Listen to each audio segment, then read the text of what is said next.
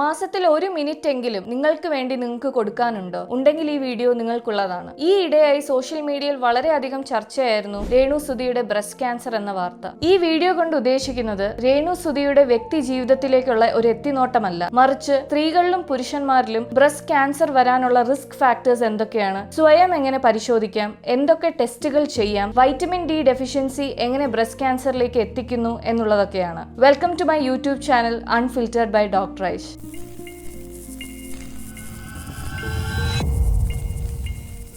Breast cancer എന്ന് വെച്ചാൽ എന്താണ്? അതായത് ബ്രസ്റ്റിലെ സെൽസ് അല്ലെങ്കിൽ കോശങ്ങൾ നിയന്ത്രണമില്ലാതെ മൾട്ടിപ്ലൈ ചെയ്യുകയും വളരുകയും ചെയ്യുന്നതിനെയാണ് ബ്രസ്റ്റ് ക്യാൻസർ എന്ന് പറയുന്നത്. ബ്രസ്റ്റ് ടിഷ്യൂ സ്ത്രീകളിലും പുരുഷന്മാരിലും കാണുന്ന ഒരു കാര്യമാണ്. പക്ഷെ സ്ത്രീകളിലാണ് കൂടുതലായി ബ്രസ്റ്റ് ടിഷ്യൂ ഉള്ളത്. അതിനാൽ ബ്രസ്റ്റ് ക്യാൻസർ വരാനുള്ള സാധ്യതകൾ പുരുഷന്മാരെ വെച്ച് നോക്കുമ്പോൾ സ്ത്രീകളിലാണ് കൂടുതൽ. ലോകത്തിലെ തന്നെ ഏറ്റവും കോമൺ ആയ ക്യാൻസർ ആണ് ഇപ്പോൾ ബ്രസ്റ്റ് ക്യാൻസർ എന്ന് പറയുന്നത്. ഇന്ത്യയിൽ പ്രതിവർഷം 2 ലക്ഷത്തിൽ മുകളിൽ ബ്രസ്റ്റ് ക്യാൻസർ കേസസ് ഡയഗ്നോസ് ചെയ്യപ്പെടുന്നുണ്ട്. ഇന്ത്യയിൽ ഇതിനു മുമ്പ് സ്ത്രീകളിൽ ഏറ്റവും കോമൺ ആയി കണ്ടുകൊണ്ടിരുന്നത് സർവൈക്കൽ ക്യാൻസർ ആണ്. പക്ഷേ ഇപ്പോൾ ഏറ്റവും കോമൺ ആയി കാണുന്ന ക്യാൻസർ ബ്രസ്റ്റ് ക്യാൻസർ ആണ്. സ്ത്രീകളിൽ ബ്രസ്റ്റ് ക്യാൻസർ വരാനുള്ള കാരണങ്ങൾ എന്തൊക്കെയാണ്? ഒന്നാമത്തെ കാരണം വളരെ നേരത്തെ പീരീഡ്സ് ആവുക. അതായത് 8 വയസ്സ് 9 വയസ്സൊക്കെ ഉള്ളപ്പോൾ തന്നെ പീരീഡ്സ് ആവുന്നത് ഒരു റിസ്ക് ഫാക്ടർ ആണ്. രണ്ടാമത്തെ കാരണം വളരെ ലേറ്റ് ആയിട്ട് പീരീഡ്സ് നിൽക്കുന്നത്. ഒരു 55 ഇയേഴ്സ് ആയാൽ പോലും പീരീഡ്സ് നിൽക്കാത്ത കേസുകളുണ്ട്. അതും ഒരു റിസ്ക് ഫാക്ടർ ആണ്. ആദ്യത്തെ പ്രഗ്നൻസി വളരെ ലേറ്റ് ആയിട്ട് പ്ലാൻ ചെയ്യുന്നത്, അതായത് ഒരു 35 വയസ്സിന് ശേഷം ഒക്കെ പ്ലാൻ ചെയ്യുന്നതും ഒരു റിസ്ക് ഫാക്ടർ ആണ്. പിന്നെ ബ്രസ്റ്റ് ഫീഡിംഗ് ചെയ്യാത്ത അമ്മമാർ,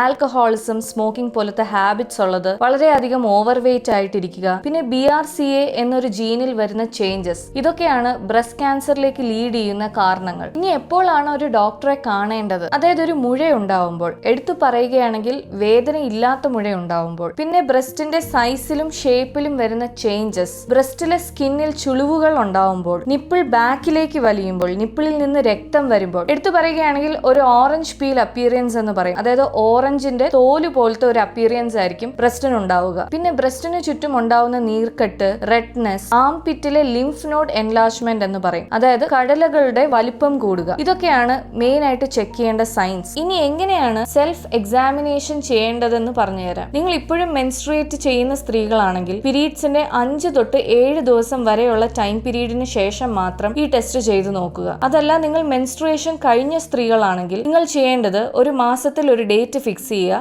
ആ സെയിം ഡേറ്റിന് തന്നെ ഈ ടെസ്റ്റ് റിപ്പീറ്റ് ചെയ്തുകൊണ്ടിരിക്കുക. ഇനി ഒരു കണ്ണാടിയുടെ മുന്നിൽ നിന്നതിന് ശേഷം കൈകൾ 2 സൈഡിലായിട്ട് റിലാക്സ് ചെയ്തിടുക. പിന്നീട് ബ്രസ്റ്റ് എക്സാമിനേഷൻ സ്റ്റാർട്ട് ചെയ്യുക. മുഴകളുണ്ടോ? 2 ബ്രസ്റ്റിന്റെ ഷേപ്പും സൈസും സെയിം ആണോ? നിപ്പിൾ ബാക്കിലേക്ക് വലിഞ്ഞിട്ടുണ്ടോ? നിപ്പിളിൽ നിന്ന് എന്തെങ്കിലും ബ്ലഡ് ഡിസ്ചാർജ് ഉണ്ടോ? ഈ പറഞ്ഞ കാര്യങ്ങളെല്ലാം 3 പൊസിഷനുകളിൽ കൂടെ നിന്ന് ചെയ്യുക. കൈകൾ തലയുടെ മുകളിലേക്ക് ഉയർത്തി പരിശോധിച്ചതിന് ശേഷം കൈകൾ ഹിപ്പിലേക്ക് പിടിച്ച് ടെസ്റ്റ് ചെയ്യുക. ലാസ്റ്റ് ആയിട്ട് ബോഡി മുന്നോട്ട് ബെൻഡ് ചെയ്തിട്ട് നേരത്തെ പറഞ്ഞ കാര്യങ്ങളൊക്കെ ഒന്നുകൂടെ ചെക്ക് ചെയ്യുക. ഈ ടെസ്റ്റുകൾ ചെയ്തതിന് ശേഷം കട്ടിലിൽ കിടന്നിട്ട് നിങ്ങൾ ആദ്യം റൈറ്റ് ബ്രസ്റ്റ് ആണ് എക്സാമിൻ ചെയ്യുന്നെങ്കിൽ, അതായത് റൈറ്റ് ഷോൾഡറിന്റെ താഴെയായിട്ട് ഒരു പില്ലോ വെച്ചതിന് ശേഷം റൈറ്റ് കൈ തലയുടെ കീഴെ വെക്കുക. ലെഫ്റ്റ് ഹാൻഡിലെ 3 ഫിംഗേഴ്സ് യൂസ് ചെയ്ത് ബ്രസ്റ്റിന്റെ ഔട്ടർ സർഫസിൽ നിന്ന് ഇന്നർ സർഫസിലേക്ക് സർക്കുലർ മോഷനിൽ പരിശോധന തുടങ്ങുക. ഇതുപോലെ തന്നെ ലെഫ്റ്റ് ബ്രസ്റ്റിലും ചെയ്യുക. റൈറ്റ് ഹാൻഡ് യൂസ് ചെയ്ത് ലെഫ്റ്റ് ബ്രസ്റ്റ് എക്സാമിൻ ചെയ്യുക. ബ്രസ്റ്റ് ക്യാൻസർ വരാനുള്ള ചാൻസസ് ഉണ്ടോ ഇല്ലയോ എന്നറിയാനായി ചില ടെസ്റ്റുകളുണ്ട്. ഒന്നാമത്തേത് മാമോഗ്രഫിയാണ്. അതൊരു ലോ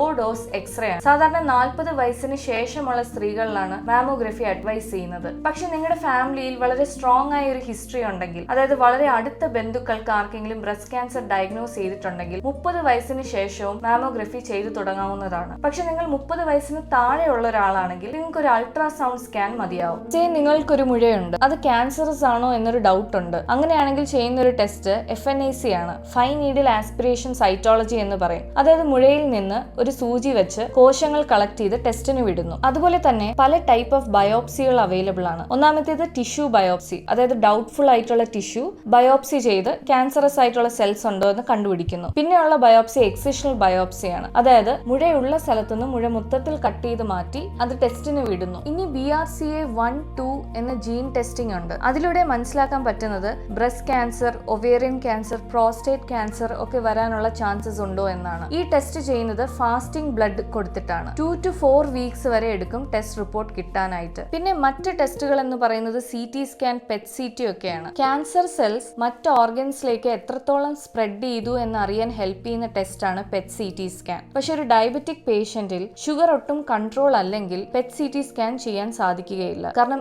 FDG എന്നൊരു ട്രേസർ മോളിക്യൂൾ ഇഞ്ചെക്ട് ചെയ്താണ് PET CT സ്കാൻ ചെയ്യുന്നത്. അത് നമ്മുടെ ബ്ലഡ് ഷുഗർ ലെവൽസ് കൂട്ടുന്നു. ബ്രസ്റ്റ് ക്യാൻസറിന്റെ ട്രീറ്റ്മെന്റ് എന്ന് പറയുന്നത് മെയിൻലി സർജറിയാണ്. ഒരു ചെറിയ മുഴയാണെങ്കിൽ ലംപെക്ടമി എന്ന് പറയും, അതായത് മുഴ മാത്രം സർജറി ചെയ്ത് റിമൂവ് ചെയ്യുന്നു. അതേസമയം ബ്രസ്റ്റിലേക്ക് വ്യാപിച്ചിട്ടുണ്ടെങ്കിൽ മാസ്റ്റെക്ടമി എന്ന് പറയും, അതായത് ആ എൻറ്റയർ ബ്രസ്റ്റ് റിമൂവ് ചെയ്യുകയാണ് ചെയ്യുന്നത്. പിന്നീട് റേഡിയേഷൻ തെറാപ്പി, കീമോതെറാപ്പി, ഇമ്മ്യൂണോതെറാപ്പി, അങ്ങനെ ഡിഫറെന്റ് മൊഡാലിറ്റീസ് ഓഫ് ട്രീറ്റ്മെന്റ് ഉണ്ട് ബ്രസ്റ്റ് ക്യാൻസറിന് വേണ്ടിയിട്ട്. പിന്നെ റീസെന്റ് ആയിട്ടുള്ള ഒരു അഡ്വാൻസ്ഡ് ടെക്നോളജിയാണ് പ്രോട്ടോൺ തെറാപ്പി എന്ന് പറയുന്നത്. അതൊരു ടാർഗറ്റഡ് തെറാപ്പിയാണ്, അതായത് ചുറ്റുമുള്ള ടിഷ്യൂസിനെ ബാധിക്കാതെ ക്യാൻസർ സെൽസിനെ മാത്രം ടാർഗറ്റ് ചെയ്ത് ഡാമേജ് ചെയ്യാൻ ഹെൽപ്പ് ചെയ്യുന്ന ഒരു ടെക്നോളജിയാണ്. സ്ത്രീകളെ വെച്ച് നോക്കുമ്പോൾ പുരുഷന്മാരിൽ ബ്രസ്റ്റ് ക്യാൻസർ വരാനുള്ള ചാൻസസ് വളരെ കുറവാണ്. സ്ത്രീകളിൽ കാണുന്ന സിംറ്റംസ് ഒക്കെ തന്നെയാണ് പുരുഷന്മാരിൽ കാണുന്നത്. സ്ത്രീകളിൽ ചെയ്യുന്ന ടെസ്റ്റുകൾ, അതായത് mammography, ultrasound scan, biopsy, gene testing, ഇതൊക്കെ തന്നെയാണ് പുരുഷന്മാരിലും ചെയ്യുന്നത്. റീസെന്റ് ആയിട്ടുള്ള റിസർച്ചും സ്റ്റഡീസും പറയുന്നത് വൈറ്റമിൻ ഡി ഡെഫിഷ്യൻസിയും ബ്രസ്റ്റ് ക്യാൻസറും തമ്മിൽ വളരെ സ്ട്രോങ് ആയ ഒരു കണക്ഷൻ ഉണ്ടെന്നാണ്. അതായത് വൈറ്റമിൻ ഡി ഡെഫിഷ്യന്റ് ആയുള്ള സ്ത്രീകളിൽ ക്യാൻസർ അല്ലെങ്കിൽ ട്യൂമർ വളരെ അഗ്രസീവായി ബിഹേവ് ചെയ്യുന്നു. എന്നാൽ വൈറ്റമിൻ ഡി സപ്ലിമെന്റ്സ് എടുത്തതുകൊണ്ട് മാത്രം ബ്രസ്റ്റ് ക്യാൻസർ പൂർണ്ണമായി പ്രിവെന്റ് ചെയ്യാനും സാധിക്കുകയില്ല.